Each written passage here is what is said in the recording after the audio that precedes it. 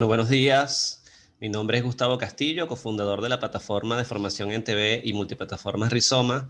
Y hoy nos encontramos con Gema Herrero y José Luis Troyano desde España en el teleencuentro que se hace en el marco de la Semana Iberoamericana de la Educación, organizado por SMARTS.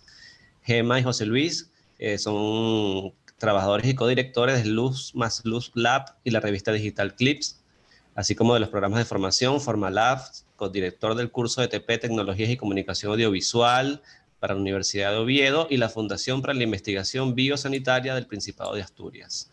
Bienvenidos, Gema, José Luis. Hola, ¿cómo Hola, estás? muchas gracias. Un placer Hola a participar todos. en este encuentro.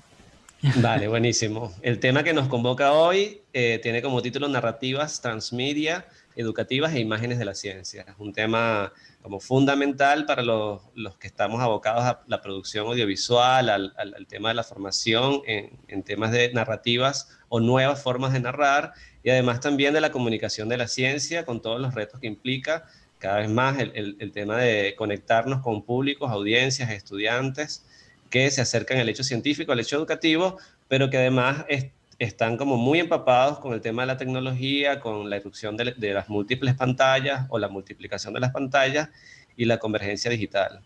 En torno a este tema giraremos durante una hora con comentarios de los invitados y la invitada, y además también tendremos la oportunidad de dejar algún tipo de material con unos links para descargar, algunos textos, algunos artículos de unas revistas, sobre un tema que además, a pesar de que se habla muchísimo en los medios de comunicación, hay muy poca formación.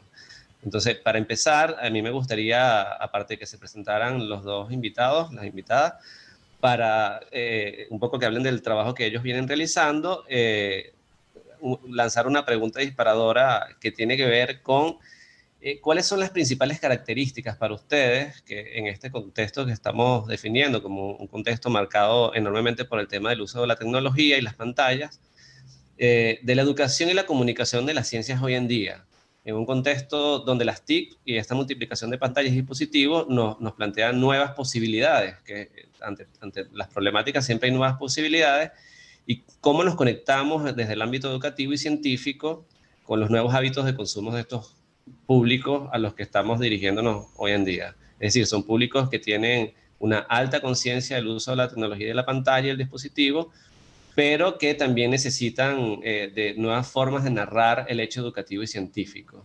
Entonces, ¿cómo ven ustedes este panorama y cuáles han sido las estrategias que han empleado para integrar en los proyectos que tienen ustedes en Luz más Luz distintas disciplinas y distintas formas de acercarnos al hecho científico? ¿Empiezo yo? ¿Empieza José Luis? Empieza Vale. Gema, que la tengo acá primera. Vale, bueno, yo me presento, soy Gema Herrero, como ya ha presentado Gustavo. Soy artista visual, he desarrollado mi actividad artística de forma paralela a la actividad profesional, y casi que al contar esto pues se ve un poco el lugar desde el que hablas, ¿no? Se sitúa un poco el lugar desde el que hablas. Toda mi trayectoria profesional se ha desarrollado en el campo de la creatividad y de la dirección de arte transmedia o multisoporte, llamémoslo como queramos, ¿no? Y esta actividad ha tenido lugar básicamente desde el punto de vista práctico durante muchísimos años. Cuando nosotros empezamos a desarrollar nuestro trabajo, y hablo de hace muchos años, estos términos como narrativas transmedia todavía ni tan siquiera estaban acuñados. Simplemente era un momento en el que se abrían posibilidades de contar cosas a través de distintas pantallas, menos pantallas que ahora, y era un momento emocionante porque había mucho que desarrollar y había mucho que hacer. Todos estos momentos son muy esperanzadores siempre, porque de alguna manera estás creando prototipos, ¿no? O nuestro trabajo principal era la creación de prototipos que después podían llegar a implantarse en otras empresas. Jugábamos mucho y experimentábamos mucho. Ese casi que ha sido siempre el lugar desde el que hemos desarrollado nuestra actividad profesional. Crear cosas, crear modelos para que más adelante pudieran ser desarrollados. Tengo que decir que el momento en el que se empieza a desarrollar nuestra actividad profesional era bastante más esperanzador que el actual, por una sencilla razón, porque todo momento en el que emergen cosas es un momento de aperturas. A medida que el tiempo va pasando, se va cerrando el tubo, y se van posicionando. Las industrias creativas cobran su parte, digamos que cada sector va cogiendo su parcela, y no es tan fácil o no se puede jugar tanto para experimentar con lo que estás haciendo. No es un momento tan de apertura. Las tecnologías empiezan a cerrar también ese marco de trabajo que, por un lado, son, de esto me gustaría incidir a lo largo de todas tus preguntas, Gustavo.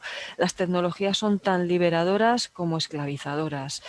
Y bueno, han pasado muchos años desde el momento en el que se acuña este término, ¿no?, de narrativas transmedia. Esto, 2013, si no me equivoco, por ahí es cuando empieza a acuñarse este término. Creo que tal vez sea necesaria una revisión, porque esto ha pasado hace unos años, pero en el momento presente en el que nos encontramos y en estos últimos años ha habido una aceleración bestial de los desarrollos tecnológicos. Y creo que esto tiene también que ser visto desde un punto de vista crítico. Y ahí tenéis un papel fundamental, la educación tiene un papel fundamental. No todo es bueno, no todas las pantallas son buenas, no todos los desarrollos, no todo lo técnico, todo este avance de las tecnologías es necesariamente bueno y no necesariamente nos va a unir con el resto del mundo. Así, un poco a lo largo de las demás preguntas, intentaré también ver un poco ese lado problemático, ese lado que hay que desarrollar de forma crítica desde la educación, ¿no?, para detectar en qué momento tiene que haber un análisis muy más profundo, ¿no?, de cuáles son las pantallas, las plataformas y cómo la tecnología puede ser tan amiga como enemiga, ¿no? Claro. Sí, sí. Dale, buenísimo. Antes de darle la palabra a José Luis y ya tomando algunas notas de lo que has dicho, me gustaría decirles un concepto de transmedia que expone Carlos Escolari en su blog Hipermediaciones, citando a Henry Heskin, que le puede dar también el paso a José Luis para que comente y que hable un poco de lo que tú estás diciendo, Gemma. Dice, tal como me explicó Henry Heskin cuando lo entrevisté para el libro, el concepto se está expandiendo y ya se habla de branding transmedia, performance transmedia, educación transmedia o inclusive del ritual transmedia.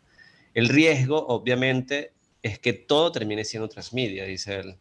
Para evitar una intoxicación semántica, lo mejor es pensar al transmedia como un tipo muy específico de producción cultural o discurso donde el relato, por un lado, se expande a través de varios medios y plataformas y por otro, donde los usuarios participan en esa expansión. Perdón.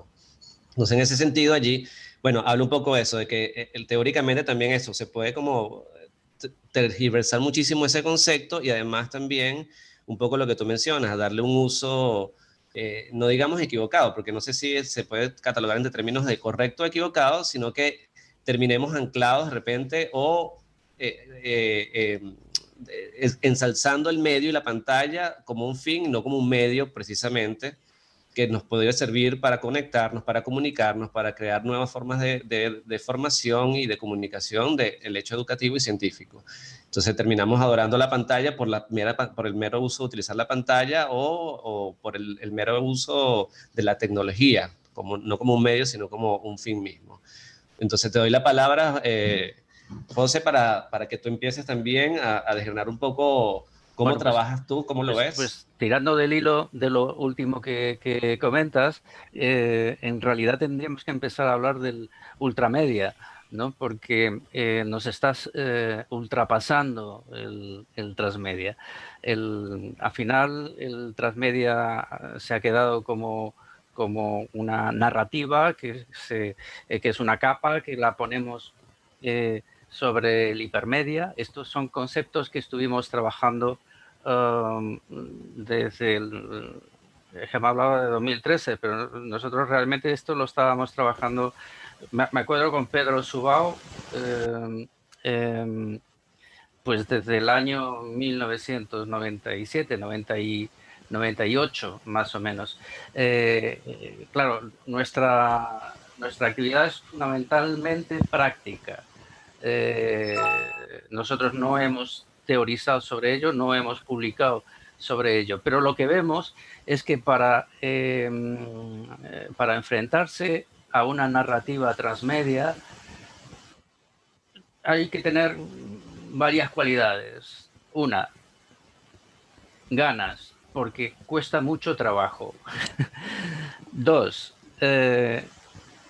experimentar bastante y conocer distintos medios, la producción en los distintos medios. De ahí que nosotros en aquellos años, en aquellos primeros años, sobre el 2004, 2005, comenzamos a lanzar entonces unas plataformas que le llamábamos plataformas de convergencia tecnológica. Y con esas plataformas de convergencia tecnológica, un momento que es que me repite tengo eco. Con esas plataformas tecnológicas de convergencia, trabajamos con ellas para Orange, para Telefónica en España, e incluso para otras marcas. Con esas plataformas podíamos entonces cabalgar encima un discurso, una narrativa transmedia. Así que la narrativa transmedia necesita de muchos soportes, de muchos medios, de mucha planificación en temas de producción y, por lo tanto, de un tiempo de desarrollo largo. Es interesante, era la pregunta que decías antes de tu comentario sobre Jenkins. Es interesante para la difusión y la educación en el sector científico, cultural, indudablemente es. Pero la narrativa transmedia es como una Ítaca. En realidad, hemos visto poco de ello. Hemos visto consecuencias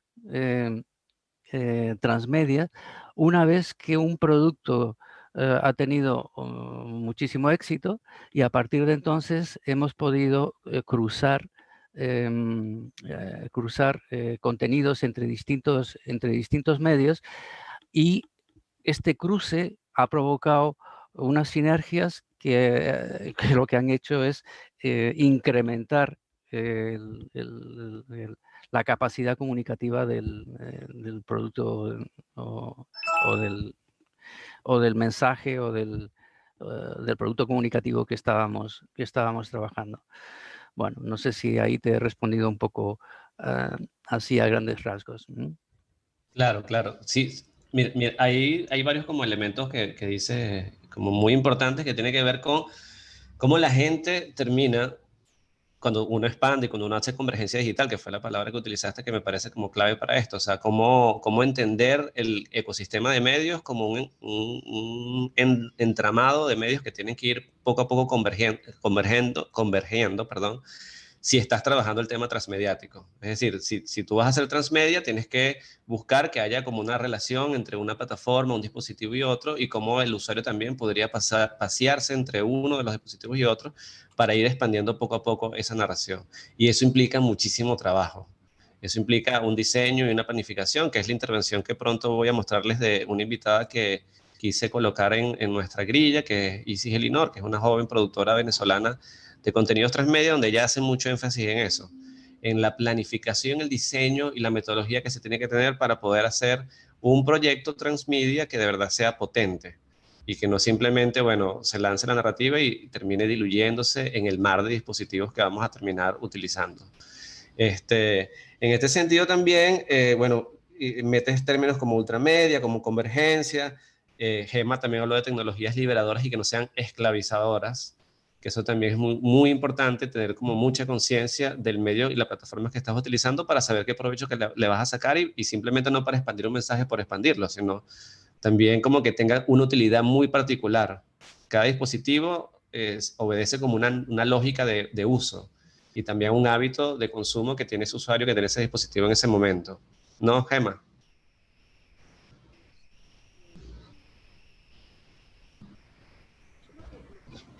A ver, no te escuchamos. El micro. Tienes que estar silenciada. ¿Ahora? Vale. Ahora sí.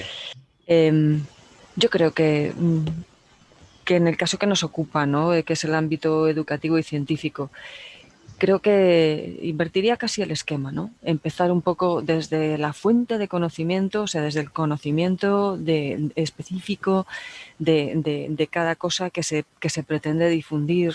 Lo primero es pensar qué contar, ¿no? ¿Qué vamos a contar? Desde el ámbito educativo, desde el ámbito científico. ¿Para qué? ¿Hacia quiénes? ¿Y cómo? ¿Cuál es el objetivo que se pretende? Primero empezar por esas preguntas básicas, ¿no? Que siempre es un poco las prácticas que solemos hacer en nuestras sesiones prácticas con investigadores. Determinación del público objetivo y con qué fin, ¿no? Hacerse inicialmente todas esas preguntas, que no pensamos tanto en dirigirnos, en este caso, a audiencias masivas, sino cómo difundir aquello y con qué propósito, cómo difundir aquello que desde el ámbito educativo y científico es relevante y nos importa y nos ocupa, la determinación del público objetivo y en base a eso, pues la determinación de las pantallas, de los contenidos y obviamente de todas estas formas de producción y de organización, ¿no? De todo este ecosistema de medios. Cada caso va a necesitar una planificación rigurosísima, ¿no? Pero yo creo que casi que la clave principal está ahí, ¿no? En el que contar, ¿no? Y en base a eso estructurar todo lo demás. Bueno, yo creo que esto va a salir más adelante, ¿no? Pero me parece que el contenido científico, que desde el ámbito educativo y científico se debe intentar huir de una cosa que haya un riesgo, ¿no? También de que ataque a estos contenidos, ¿no? Evitar la banalización. Porque se trata de contenidos que deben llegar a estos públicos objetivos de una manera en la que no pierdan fuerza por el camino y que no supongan un juego, ¿no? Una de las cosas que, por ejemplo, nos dábamos cuenta en las sesiones prácticas que hacemos con investigadores y con jóvenes científicos es que parece que existe de alguna manera un estilo no escrito, una ley no escrita, de que para hacer llegar las cosas a todo el mundo hay que hacer como si fuesen un cuento, un juego, que me parece muy bien, ¿no? Toda esta historia de la gamificación, pero no somos niños y hay cosas que no son un juego. Y creo que cada vez las cosas se están poniendo un poco serias como para pensar que no son un juego. Sí hacerlas asequibles a la gente, sí que no sean plumbeas, pero nunca caer en la banalización, ¿no? Que en esa divulgación no se caigan en este riesgo de la gamificación excesiva o en la banalización del contenido científico o que viene del ámbito educativo o científico, ¿no? Claro, sí. Entonces yo volvería todo el tiempo al qué contar, ¿no? ¿Qué problema puede llegar a resolver en la población, en la ciudadanía, en mis audiencias, lo que voy a contar? ¿Para qué va a servir? ¿En qué va a ayudar? ¿No? ¿Cómo lo cuento? Y ahí es la crítica, el evitar esa banalización y ese exceso de gamificación, ¿no? Y hacia quién es la determinación de ese público objetivo y obviamente en ese hacia quién es nos va a determinar un poco cuáles son las pantallas. Quiero llegar a los jóvenes, ¿a quiénes quiero llegar? ¿Cuáles son las pantallas a las que acceden con mayor facilidad, ¿no? Y luego, por supuesto, cada pantalla y cada medio va a determinar una forma de contar, ¿no? Y una planificación Sí, específica. sí, es un riesgo siempre, ¿no? Un Perdón, riesgo. José. Sí, Nosotros comenzamos siempre, o sea, ahondando en lo que dice Gemma, que nos parece muy importante. eh, nosotros somos lo que se dice nativos digitales, porque empezamos pues, desde el año 92 a trabajar en ello. Pero sin embargo, cuando empezamos a dar clases para, fundamentalmente para científicos o incluso para profesores, nosotros les hablamos de un concepto y que es basándose en lo que comenta Gemma, es decir, qué es lo que vosotros queréis comunicar, y a partir de lo que queréis comunicar tenéis que generar una masa madre, que es como el magma. Es el magma maravilloso del que van a salir todos los mensajes que luego podrás poner sobre distintos medios o sobre distintos soportes. Pero si no tienes claro cuál es la masa madre, si no tienes claro, la masa madre es fundamentalmente un... no es una única idea, es una técnica para cómo generar con distintas ideas algo coherente. Cómo puedes ligar con distintas ideas algo coherente. Y eso es básico para el transmedia. Pues si no, el transmedia es algo muy pobre. Si tú lo único que haces es el multisoporte, si tú lo único que haces es el multimedia, es decir, pegas el cómic de Marvel, lo llevas del cine, luego lo haces para móviles, haces un jueguecito, tal. Eso se transforma en algo muy pobre y en realidad eso llega a un tipo de gente que está muy aficionada al gaming. Entonces, si la pregunta, y ahondo en lo que comentaba Gemma, eso es fundamental. Si la pregunta ¿es conveniente el transmedia para transmitir conceptos científicos? Todo es conveniente en comunicación, absolutamente todo. El transmedia es muy útil si se sabe usar, pero la experiencia que tenemos hasta ahora del transmedia casi siempre genera en gaming. Y por lo tanto eso va a un tipo de gente. Y no te hablo solamente de generacional, que gente de mi generación también le gusta mucho el gaming y solamente acepta cosas con las que se pueda jugar. Claro. Sí, ahí yo creo que uno de los riesgos, miren esto que nos pasó y les cuento una experiencia. Nosotros tuvimos una serie que quiso ser transmediática, que era Seres Fritos, lo hicimos con un canal de televisión de ciencia en Venezuela, se ganó un premio internacional, le fue muy bien a nivel de reconocimiento porque abordaba el trabajo de jóvenes científicos muy jóvenes que combinaban su trabajo en los laboratorios con actividades extremas como deportes extremos o tocaban música rock pesada.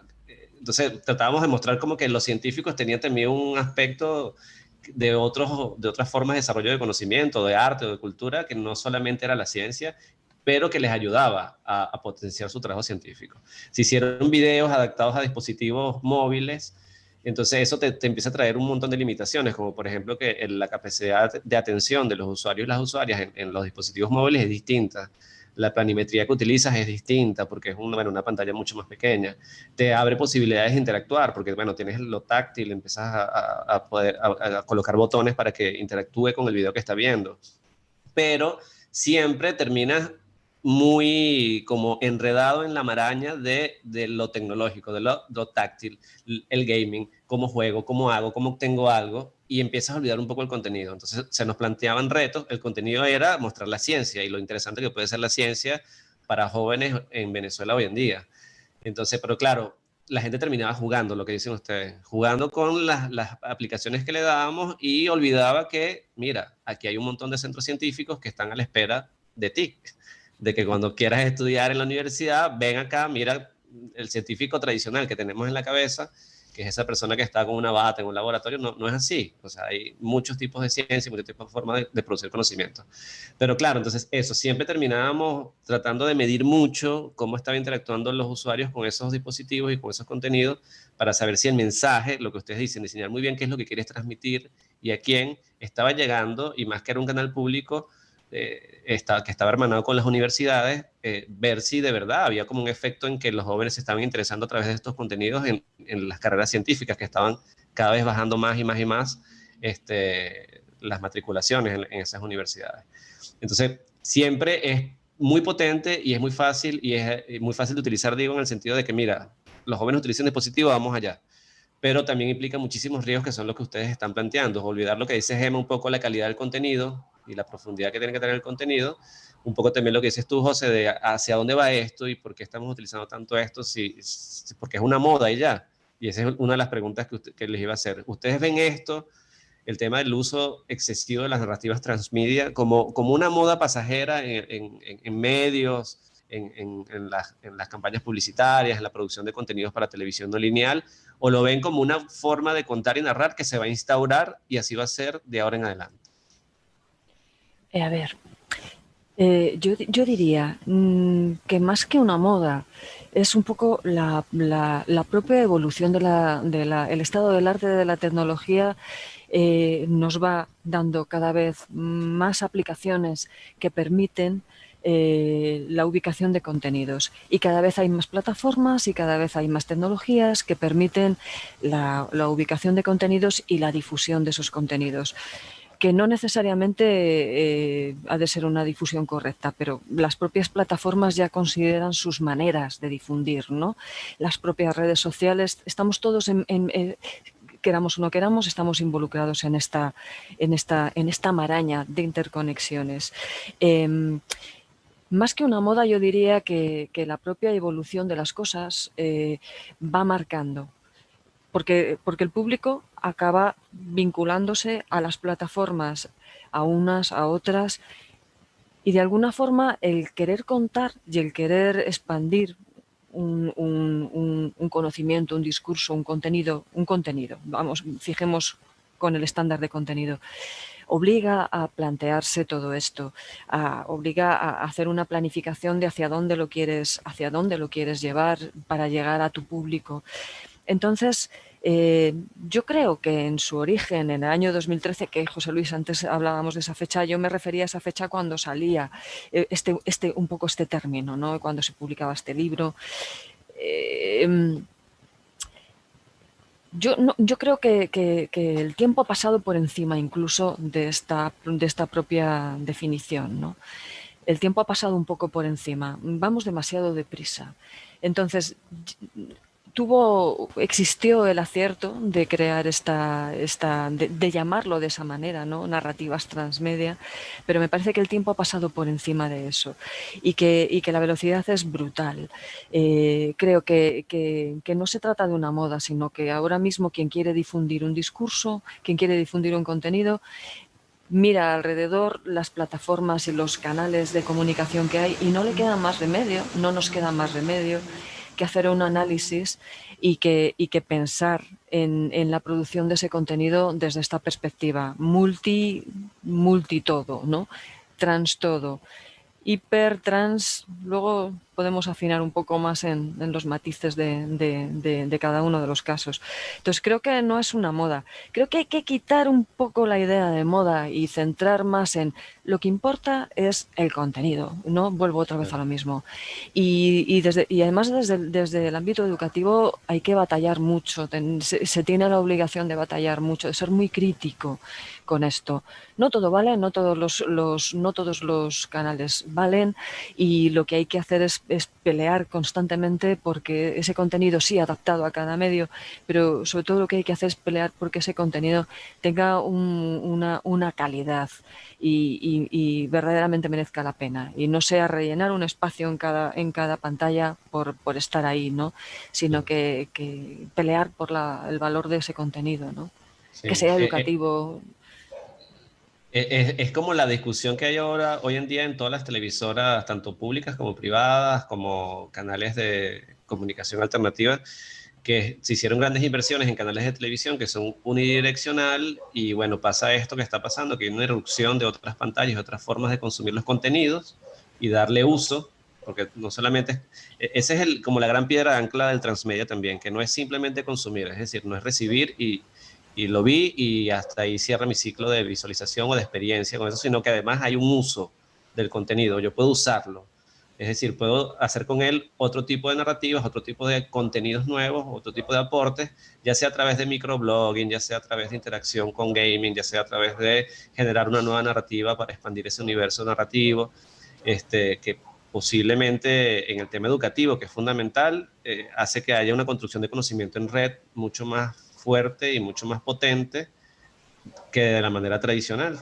De eso habla mucho un video que les voy a pasar en este momento, que es una joven productora audiovisual de Venezuela que se abocó desde hace unos meses para acá a la tarea de formar gente con el tema de las narrativas transmedia, porque ella hizo una investigación en Venezuela con la erupción de cómo afectaba la erupción del Internet en la producción audiovisual tradicional. O sea, cómo los productores empezaron a ver que una vez que llega el Internet a sus vidas y se multiplican las pantallas y los canales de televisión de los que hablaban antes empiezan a pensar su modelo de negocio y su modelo de producción audiovisual y difusión, empiezan a hacer cosas nuevas y empiezan a entender este fenómeno. Por eso preguntaba lo de la moda, no como que yo quisiera que creyera que es una moda, pero sí muchos autores dicen, bueno, en los canales de televisión también pasa mucho, que dicen, tenemos que ver un poco el fenómeno en su momento más como amplio para saber si toda nuestra inversión se va allá o la diversificamos o la fragmentamos o qué es lo que vamos a hacer con este modelo que se está quedando un poco atrás de televisión. Les paso un video rapidito, dura unos 4 minutos, les comparto pantalla. Denme un minuto, a ver, desktop.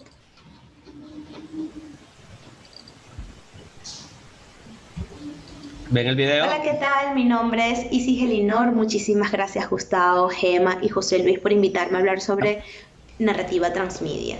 Y creo que antes de hablar sobre este término, desglosar un poco lo que significa narrativa transmedia, una de mis detonantes principales y que está de alguna forma relacionado con el término es cultura participativa. Y creo que esto marca un antes y un después, no solamente en ámbitos de consumo, sino en las formas de realización del contenido.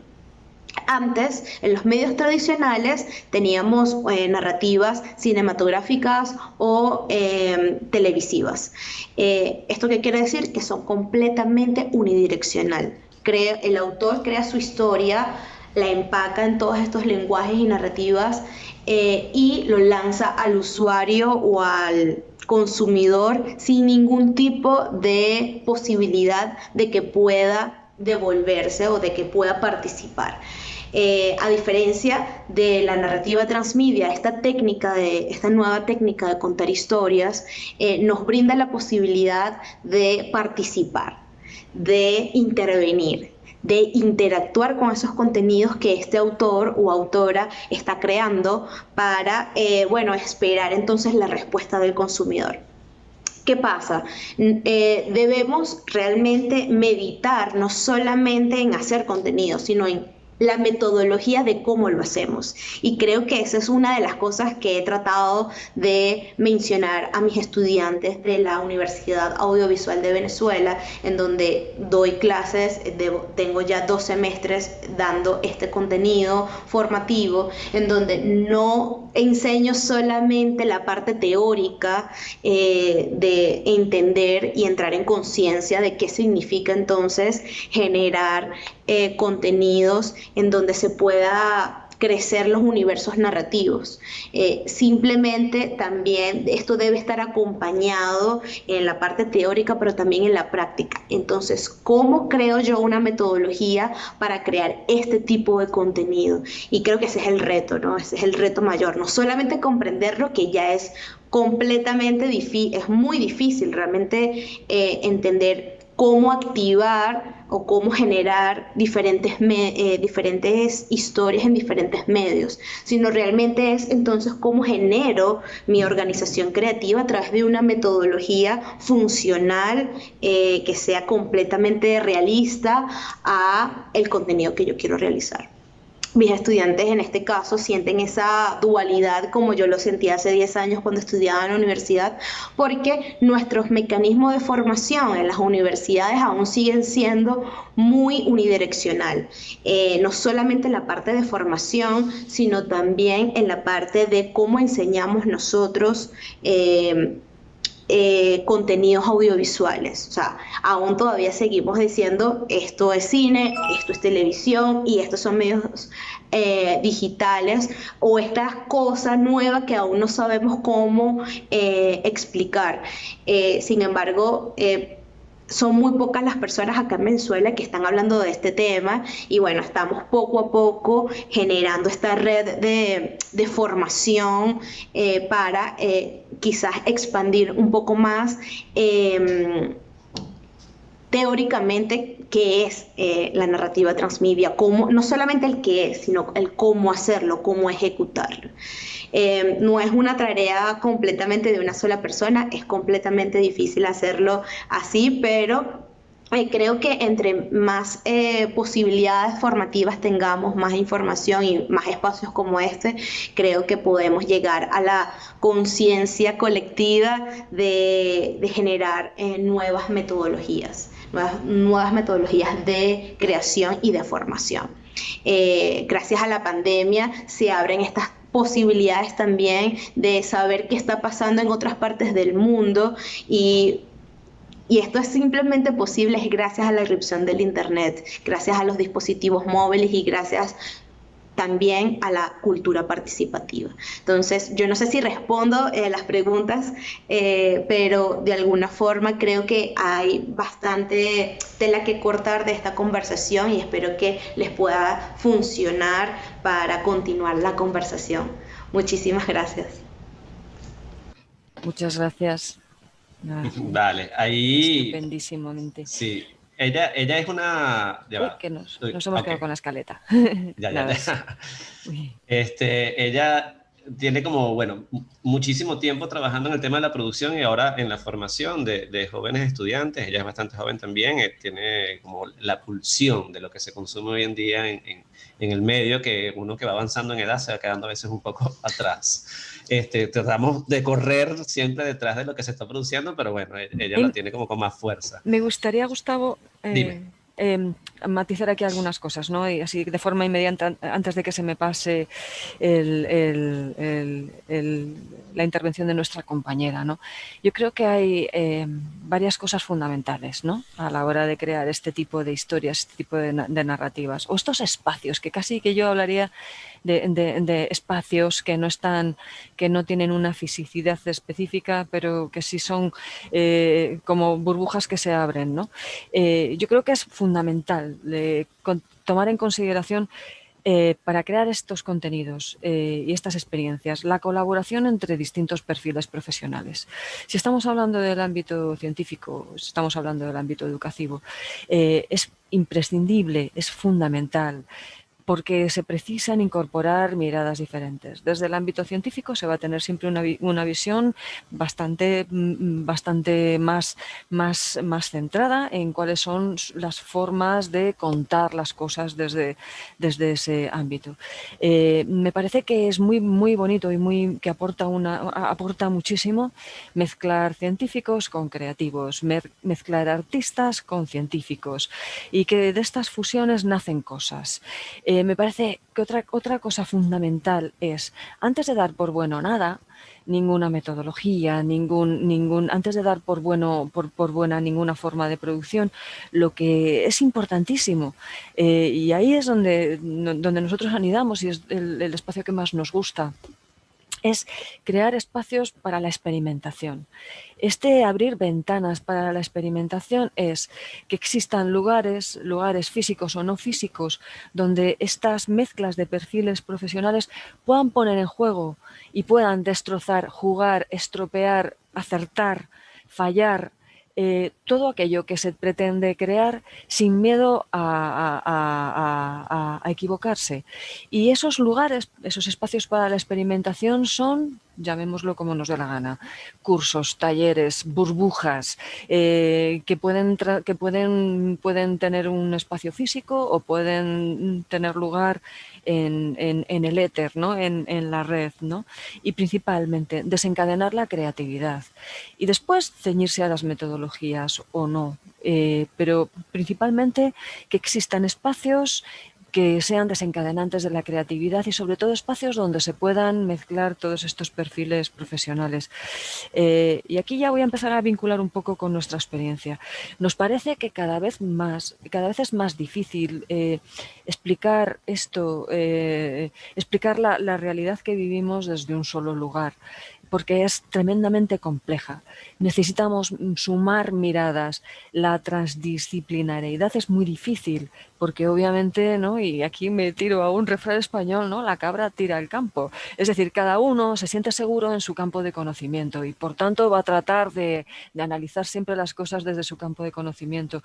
Pero no hay nada más rico que intentar producir estas mezclas para intentar explicar una realidad que es cada vez más compleja y que no se puede infantilizar, sino que se tiene que hablar desde muchos lugares, y esas conversaciones y esos espacios y esas mezclas son muy difíciles. Pero ahí vuelvo de nuevo, ¿no?, a la necesidad de crear esos espacios de experimentación donde se pueda producir eso. Y aquí ya me callo, paso. No, está muy bien. Está muy bien. Es que sí, ahí hay otra vez palabras claves que pueden servir mucho para la discusión. El tema colaborativo, el tema participativo, el tema interdisciplinario, que es fundamental, que ya alguien podría venir y decir, mira, ya eso se hacía en las universidades y en los centros de producción de conocimiento desde hace mucho tiempo. Sí, pero la base tecnológica nos permite conectar con públicos nuevos que antes estaban como muy distanciados o de la academia o de los centros de investigación, o que había como muchos problemas a la hora de transmitir los conocimientos por costos. Eso también abarata muchos costos. Y que además, bueno, también nos da como nuevas posibilidades expresivas y de trasladar contenidos de una manera mucho más efectiva, rápida, siempre con sus riesgos, que es lo que hemos estado hablando, pero que también son una gran oportunidad. Ahí José Luis también nos iba a mostrar un video que había traído un material. Sí, bueno, la verdad es que según ha ido avanzando la conversación, me he dado cuenta que por qué no os he preparado la exhibición de unas plataformas de hipermedia que nosotros tuvimos la posibilidad, la capacidad de poder hacerlo, y que además a Gerardo Ojeda, que estará escuchando, pues que siempre le han cautivado, pero no las tengo aquí preparadas. O sea, en otra ocasión, pues quizás podamos verlas. Quizás podemos proyectar durante unos minutos, porque los capítulos son de 20 minutos, podemos, Gemma, proyectar un número de Clips. Clips es una revista audiovisual que nosotros hemos autoproducido. Con esto quiero decir que no hay ningún patrocinio, ni hay una televisión que nos ampare, ni ninguna otra plataforma hasta ahora, por ahora. Tampoco lo hemos intentado. La verdad es que es un trabajo experimental desde el punto de vista de trabajo. Tanto los equipos de trabajo se constituyeron, el otro día echábamos cuenta y consideramos que han pasado por esta videorevista cerca de 20 personas diferentes de distintas escuelas, y es un magazine que lo que hemos intentado es hacer una panorámica general de las artes, las ciencias y las tecnologías y dónde se hacen esos cruces. Bueno, y ahora lo que tengo que hacer es intentar lanzarlo, que no me va a ser fácil, pero creo que ahora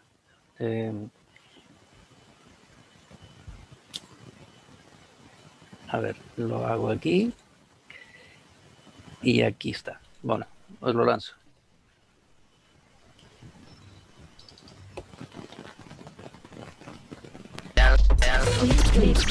Hemos viajado al pasado y nos han anticipado el futuro. Utopía, distopía, verdades paralelas, horizontes inquietantes y brújulas de cambio. Buscábamos nuevos compañeros de viaje, mentes estudiosas que compartieran nuestras inquietudes. Buscábamos respuestas. Nos hemos encontrado con realidades revueltas. Realidades revueltas.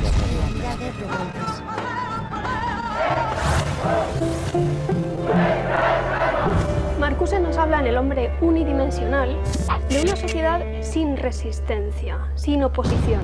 Hemos vivido quizá 20 o 30 años de hiperrealismo, de antiutopismo rampante y quizá ahora con movimientos como los que hemos visto del 15M, de Occupy Wall Street, de la Nuit debout en Francia, este tipo de cosas nos hacen sentir que hay colectivos que ya no se conforman y que vuelven a adoptar ese impulso utópico. No son las viejas utopías, no tienen por qué serlo.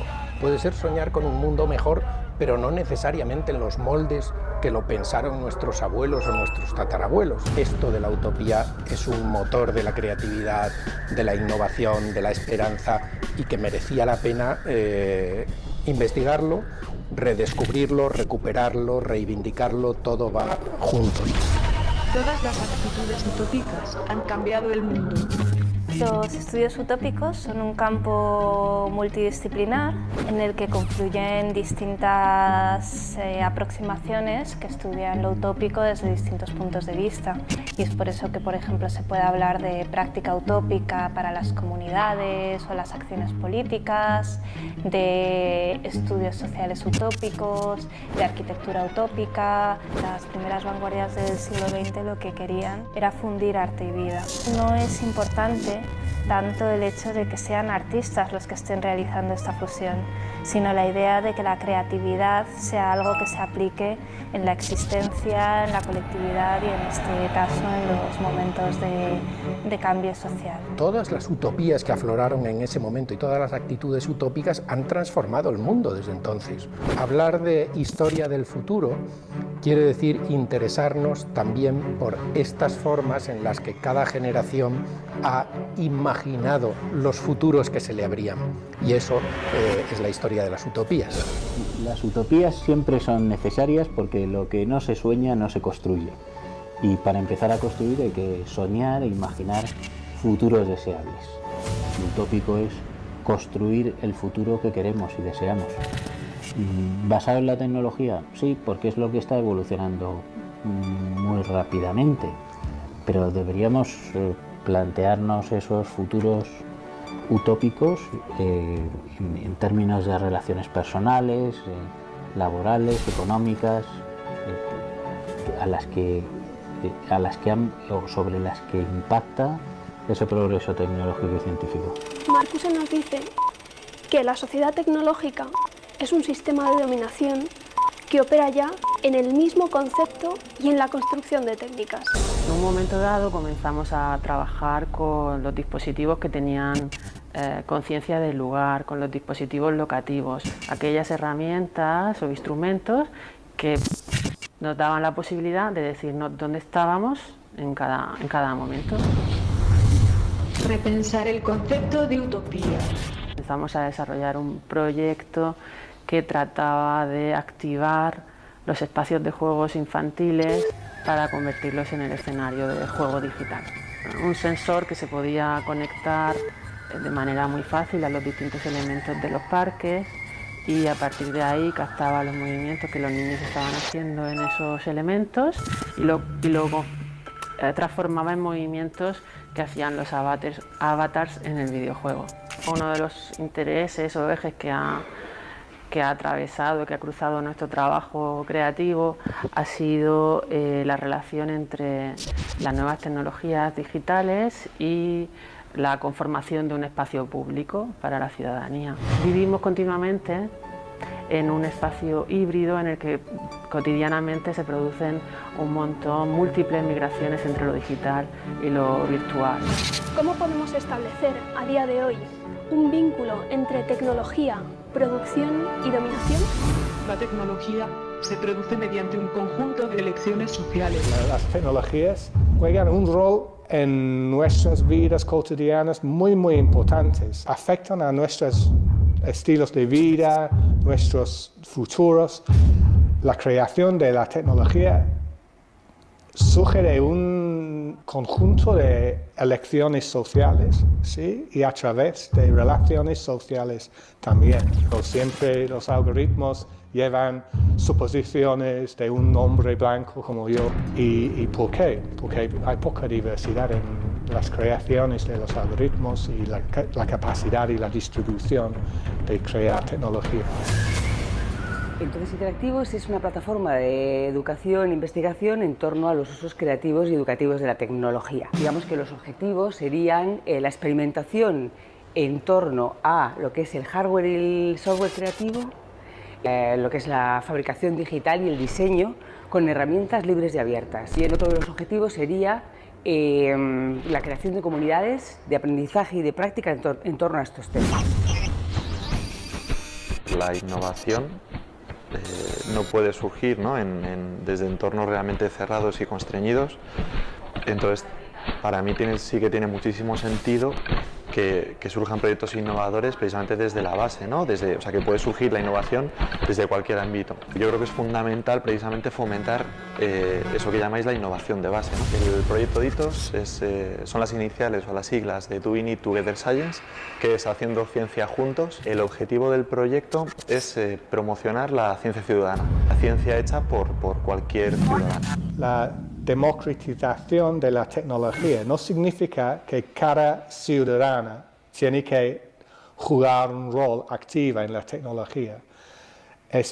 Tiene más que ver que cada ciudadana da cuenta que la tecnología es un asunto político porque tiene impacto en su vida y hay opciones, hay alternativas, hay grupos que ya están pensando en una economía más circular. Bueno, para no ocupar todo el... Si no vamos a tirarnos todo el espectro, pero esto es de dominio público, ¿eh? Podéis verlo en cualquier sitio, bueno, en la página nuestra podéis verlo cuando queráis y podéis descargarlo y distribuirlo, en fin, es dominio público.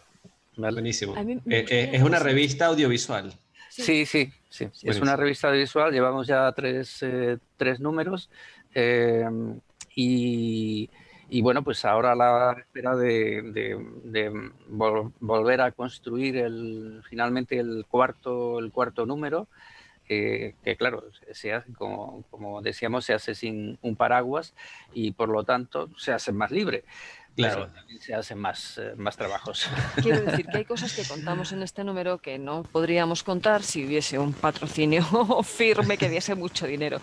A mí me gustaría hacer aquí unos matices. Cuando hablaba nuestra compañera de la cultura participativa, que el transmedia se apoya mucho en la cultura participativa, que no es unidireccional, a mí me parece que aquí tenemos que, en el tiempo que nos ocupa, lanzar una alarma. ¡Pum! Y esto tiene mucho que ver con algunas de las cosas que se desarrollan en esta revista audiovisual y con algunas de las cosas que Adrián Smith, que es un experto en postautomatización, ya de alguna forma empezaba a esbozar y que sigue esbozando, pero que yo lo coloco lo subo lo pongo encima de la mesa, ¿no? Existe un problema y es la caja negra de las tecnologías. El desarrollo de la inteligencia artificial va a una velocidad brutal. Vamos a vivir esa crisis en cualquier momento. Ya está empezando a explosionar. Hay muchas decisiones. La tecnología no siempre es transparente. Y las industrias que la desarrollan son empresas que tienen como propósito pues sobrevivir como empresas, ¿no? No siempre hay transparencia en cuanto a cómo se desarrollan esas tecnologías y tampoco se puede exigir porque son códigos desarrollados de manera privada con dinero que se ha colocado allí. Pero sin embargo afectan a nuestra vida. Toda esta cultura participativa tiene mucho que ver con esto.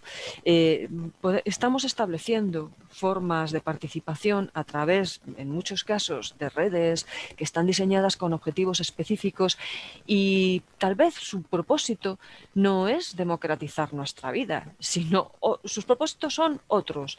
El desarrollo de la inteligencia artificial tira por un camino y no necesariamente tiene que ser el camino de endulzarnos la vida, ¿no? la crítica de sobre si las tecnologías nos liberan o nos esclavizan se tendrá que hacer desde otros lugares, y ahí la educación y ahí el ámbito educativo juega una baza importantísima para ayudar a entender esto, ¿no? Que un contenido sea unidireccional o que tengamos la posibilidad de dar una respuesta a través de un entorno participativo también comprende que se analice de qué manera se producen estas comunidades, estas redes participativas. Insisto, el ámbito educativo juega una base importantísima aquí para ayudar a guiar, a ver, a ser crítico, ¿no? Como decía, ¿no? La tecnología no es transparente y siempre, cuando hablábamos, por ejemplo, con este hombre, con Adrian Smith, decía, hay que romper la caja negra de las tecnologías y hay que intentar involucrar a la ciudadanía para que se den cuenta de que la tecnología ocupa un papel fundamental en la vida, y si lo analizamos con lupa nos damos cuenta de que muchas de nuestras acciones cotidianas están mediadas por la imposición de un determinado tipo de tecnologías que nosotros no hemos elegido, es que nos han venido gratis, y cuando algo nos viene gratis es porque el producto estamos siendo nosotros. Estamos también, siendo ¿no? nosotros, sí. Y eso es muy importante que se vea. Que esa cultura participativa se dé desde espacios de experimentación más abiertos, que no sean siempre tecnologías cerradas, y que se pueda establecer un análisis de cómo son esas tecnologías o cómo sería deseable que fueran, ¿no? Que tiene que existir, que se está empezando a desencadenar esa alarma, y que tiene que prender un poco también en la capacidad crítica de los más jóvenes, ¿no? Que una cosa no ha de ser aceptada por el mero hecho de que te es muy fácil y que ya está insertada en un dispositivo, sino que, vale, sí es muy fácil, la sé usar, pero analicemos más profundamente cómo es esto, qué tipo de datos están manejando, soy yo quien está dando datos, me estoy convirtiendo tal vez yo en una mano de obra barata que está produciendo datos para que a su vez son procesados por otra empresa, por otra empresa, por otra empresa, y yo soy un prosumidor, pero ¿es interesante que yo haga esto, o tal vez debo hacerlo desde otra comunidad colaborativa que no sea la que se me está imponiendo? En fin, lanzo cosas al aire, ¿no? Sí. Lanzo cosas. No, es que está bien, porque la pregunta es, ¿soy un prosumidor para qué y para quién? O sea, realmente estoy en un espacio donde mi colaboración, mi contribución está creando un entramado de intercambio de conocimiento, de intercambio de saberes, o realmente estoy reafirmando un contenido que ya fue prefabricado en alguna empresa y que llega acá y yo siento que estoy colaborando y expandiéndolo, pero realmente no estoy haciendo mucho, lo que estoy es potenciando lo que ya ellos crearon y que tiene un fin comercial o quién sabe qué otro tipo de fin político, ideológico. Es un gran reto, pero al mismo tiempo es una gran oportunidad. Es como siempre está esa dualidad allí jugando con el tema tecnológico, con el tema del conocimiento y el tema educativo. O sea, nosotros cuando creamos Rizoma, la plataforma que estamos ahora sacando para hablar un poco de estos temas y conversar, pensamos mucho en cómo se concebía hoy en día la educación para cierto tipo de sectores, que ven la educación más y la formación como algo fragmentado, que lo tienen que hacer en otros momentos, que no quieren hacer, por ejemplo, una maestría, un doctorado tan largo, sino que quieren como reforzar otro tipo de habilidades muy laborales, muy prácticas y muy profesionales.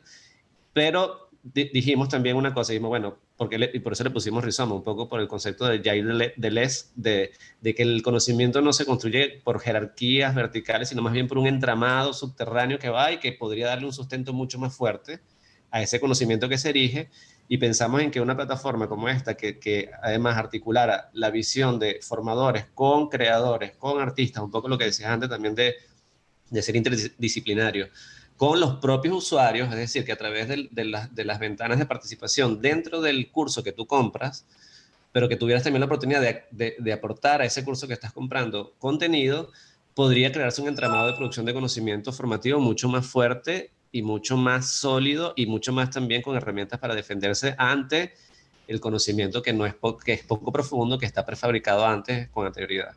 Entonces sí, en el tema educativo, en el tema de la comunicación de las ciencias, este tema es como una piedra fundamental que se tiene que ver desde muchas aristas y que tiene que además sacársele provecho y con mucho cuidado, como dices tú, Gemma, y como dices José Luis, también con mucho cuidado. Allí, bueno, ya nos queda poco tiempo, duramos una hora conversando sobre esto. Me gustaría que José Luis diera sus últimos aportes, Gemma también, y luego yo daría unas palabras de cierre para invitarlos a descargar material donde ustedes pueden poner el link de la revista también. Vamos a colocar algunos links para descargar revistas, libros, entrevistas a especialistas de área, que les puede servir mucho a los usuarios que vayan a ver este contenido. José, te doy la palabra para que vayamos cerrando. Bueno, yo diría, para cerrar el tema transmedia, que lo mejor del transmedia es que es lo que está por venir. Es decir, nadie ha hecho transmedia real y auténtico. Es difícil hacerlo, cuesta mucho tiempo y cuesta mucho dinero. Sin embargo, es una utopía muy bonita a la que tenemos que tender. Quizás estas comunidades de trabajo, estos rizomas que tú comentas, Gustavo, sean los más convenientes para realmente hacer un contenido transmedia. Ahora mismo casi todo, te puedo decir que 70-80% de lo que se hace en realidad es multisoporte. El transmedia debe de construir una idea, no reproducir un contenido en distintos medios. Y bueno, que haríamos experiencias más cross-mediáticas, o se le llama de otra forma también, cuando trasladas un contenido a otra plataforma, pero no haces nada nuevo con ese contenido, sino que lo vas pasando. Bueno, a veces incluso hace algo nuevo, pero siempre tendiendo hacia el gaming y demás, ¿no? Se usa poco la realimentación, ¿no?, con el público, ¿no? Bastante poco. Nosotros en el número 4 queremos empezar a introducirlo en el número 4 de la revista Clips, que ya se transforma también en DocuWeb, y queremos también tener una parte de plataforma web donde la gente puede llegar a participar aportando contenidos de todo tipo. O sea, bueno, pero bueno, esos son experimentos. Lo mejor es poder experimentar. Claro, tener la oportunidad de eso. A ver, Gemma. Bueno, desear larga vida a vuestra plataforma Rizoma, que me parece una iniciativa muy interesante y además me parece imprescindible, ¿no? Reivindicar de nuevo esos espacios para la experimentación, tanto físicos como virtuales, o esos huecos, esos paréntesis que se abren en el día a día de cada uno, ¿no? Y sobre todo esta colaboración entre perfiles profesionales. Hay una cosa que nos dábamos cuenta cuando trabajábamos con los jóvenes investigadores y científicos, y es que la presión, su presión cotidiana y la consecución de objetivos, aquellas cosas que van a ser que van a suponer un avance en sus campos de investigación, no tienen mucho que ver, siguen un camino muy establecido. El hacer cosas en las que se desencadena la creatividad y todas estas cuestiones no están dentro de sus objetivos para obtener méritos dentro de su carrera profesional, porque su campo de trabajo y su trayectoria y su manera, ¿no?, de alcanzar es otra, ¿no? Me parece imprescindible que se abran esos huecos y que se desencadene esa creatividad, porque tienen una enorme responsabilidad en muchos casos, ¿no? En muchos campos de la ciencia tienen una enorme responsabilidad y tienen que apostar por una excelencia. Entonces, es muy importante que si estamos hablando de divulgación, si estamos hablando de comunicación, que además de luchar por esos objetivos que están marcados en su propia carrera, se considere ese tiempo de contaminación con otros perfiles profesionales y para abrir esos huecos en los que se desencadene la creatividad, porque es fundamental. Y, por ejemplo, nosotros lo vemos en estos cursos que hacemos con los jóvenes científicos e investigadores. Salen cosas increíbles que al principio no se lo pensaban, porque al principio, cuando empezaban a hablar, y esto lo hemos dicho en varios encuentros, lo que nos decían es: cuidado con aquello de lo que estoy hablando, porque yo tengo un campo de investigación y tengo que tener muy claro que no estoy en conflicto de intereses con otros investigadores que están dentro del mismo campo. Entonces, esto ya te está marcando te está evidenciando que tienen que ser muy rigurosos en aquello que divulgan y en aquello de lo que hablan, ¿no? Por tanto, vuelvo a repetir lo mismo, se tienen que abrir espacios para la experimentación, espacios para la creación, porque creo que son un aporte interesante para todos, y creo que las audiencias están necesitadas de ser educadas en ciencia, y que todo el mundo está necesitado de ser educado en ciencia, pero educado. Y ahora mismo lo estamos viendo, ¿no?, con nuestros epidemiólogos que nos van contando datos, ¿no? Yo creo que hay un enorme campo ahí por trabajar y por descubrir, ¿no? Y la hibridación, ¿no?, de perfiles profesionales es una clave interesantísima. Pues bueno, ya.